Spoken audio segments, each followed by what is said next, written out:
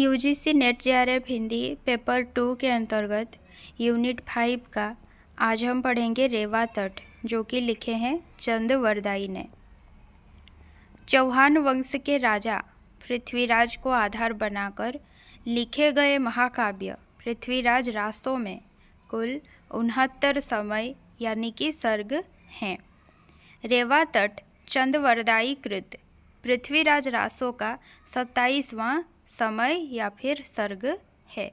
तो पहला इम्पोर्टेंट बात यह है कि रेवा तट जो है चंदवरदाई कृत पृथ्वीराज रासों का 27वां समय या सर्ग है।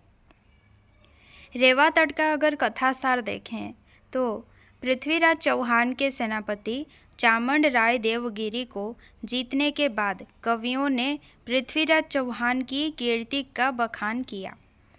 एक दिन चामंड राय ने पृथ्वीराज से कहा कि रेवा यानी कि नर्मदा नदी के तट पर ऐरावत हाथी के समान बहुत से हाथी पाए जाते हैं, अतः आप रेवा तट पर शिकार खेलने चलें। तभी पृथ्वीराज चौहान ने कवि चंद से पूछा कि ये देवताओं के वाहन पृथ्वी पर कैसे आ गए। कवि चंदवरदाई ने उत्तर दिया कि हे महाराज, हिमालय के पास एक बहुत बड़ा वट वृक्ष था जो कि 100 योजन तक फैला था। एक दिन हाथियों ने विचरण करते हुए उस वृक्ष की शाखाएं तोड़ी और ऋषि दीर्घतपा का आश्रम उजाड़ डाला। इस बात से क्रोधित होकर ऋषि ने मदांध हाथियों को श्राप दे दिया। इस कारण हाथी तब से गतिविहीन हो गए। तब मनुष्यों ने उन्हें अपनी सवारी बना लिया। कवि चंद ने आगे बताया कि अंग देश के एक वन में लोहिताक्ष सरोवर पर उन श्रापित हाथियों का झुंड क्रीड़ा करता था। उसी वन में पालकाव्य ऋषि रहते थे जिनकी हाथियों से अत्यंत प्रीति थी। राजा पृथ्वीराज ने पूछा कि हे कविराज, उन ऋषि की हाथियों से इतनी प्रीति का कारण क्या था। कवि ने बताया कि एक बार ब्रह्मर्षि को घोर तपस्या में रत देखकर देवराज इंद्र डर गए और उनकी तपस्या को भंग करने के उद्देश्य से उन्होंने रंभा अप्सरा को ऋषि के पास भेजा। ऋषि ने क्रोधित होकर रंभा को हथिनी होने का श्राप दे दिया। एक दिन सोते हुए एक मुनि का वीर्यपात हो गया, जिसे हथिनी ने खा लिया और पालकाव्य मुनि का जन्म हुआ। पालकाव्य मुनि इसी कारण हाथियों से प्रीति रखते थे। पालकाव्य ऋषि और वे श्रापित हाथी एक दूसरे से बड़ी प्रीति रखते थे। एक दिन उस वन में राजा रोमपाद शिकार खेलने आया और हाथियों को पकड़कर चंपापुरी ले गया। हाथी पालकाव्य से बिछुड़ने के कारण दुर्बल होते चले गए। उनके दीर्घकाय शरीर कृशकाय हो गए। फिर पालकाव्य ऋषि वहां आए और उनकी काफ़ी सेवा शुश्रूषा की। कोंपल, पराग, पत्ते, छाल, शाखाएं आदि खिलाकर ऋषि ने उन्हें स्वस्थ कर दिया, जिससे सभी हाथी पुनः हृष्टपुष्ट हो गए।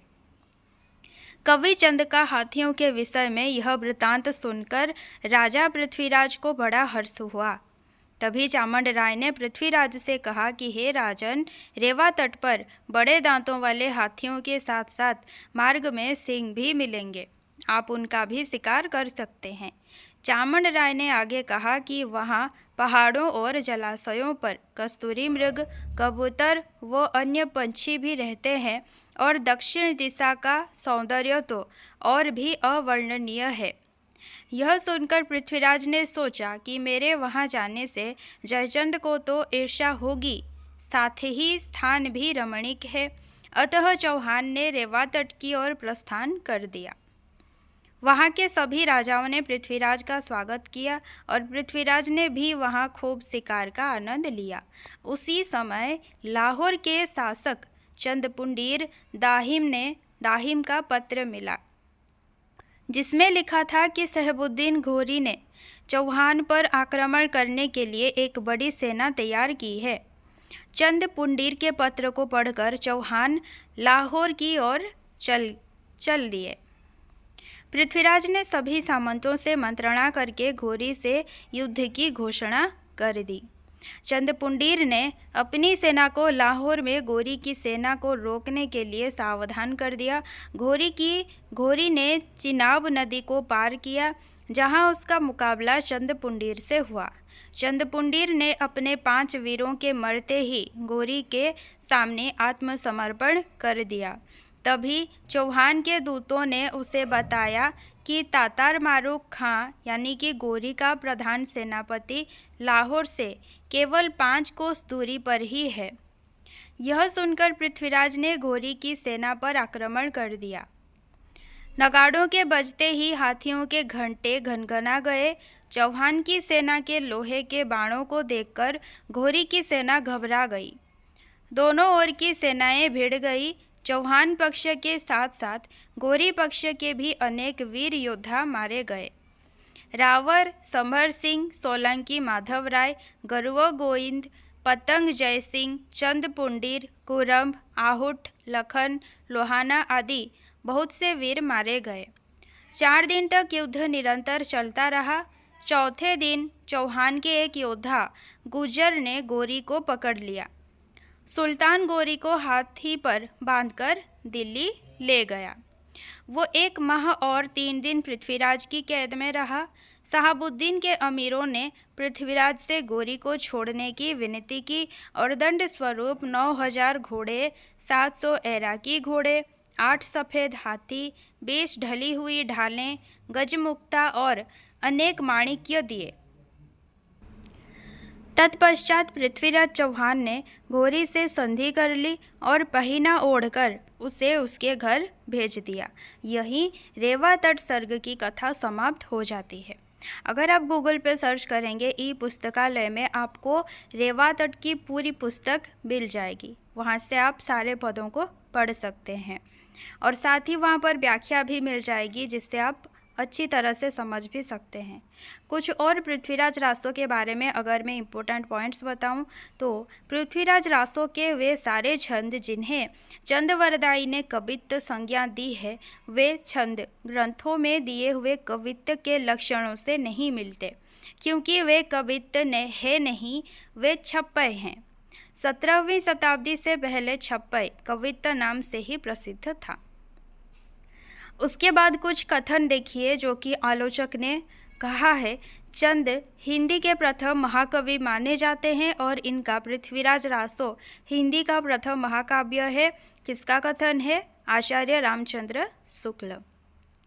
हजारी प्रसाद द्विवेदी के अनुसार पृथ्वीराज रासो की रचना सुक सुकी संवाद के रूप में हुई है। डॉक्टर नागेंद्र ने पृथ्वीराज रासो को घटना कोश कहकर पुकारा है। श्याम सुंदर दास और उदयनाथ तिवारी ने पृथ्वीराज रासो को विशालकाय महाकाव्य कहा है। बाबू गुलाब राय ने पृथ्वीराज रासो को स्वाभाविक विकासशील महाकाव्य कहा है। कायमास वध पृथ्वीराज रासो का एक अति महत्वपूर्ण सर्ग माना जाता है।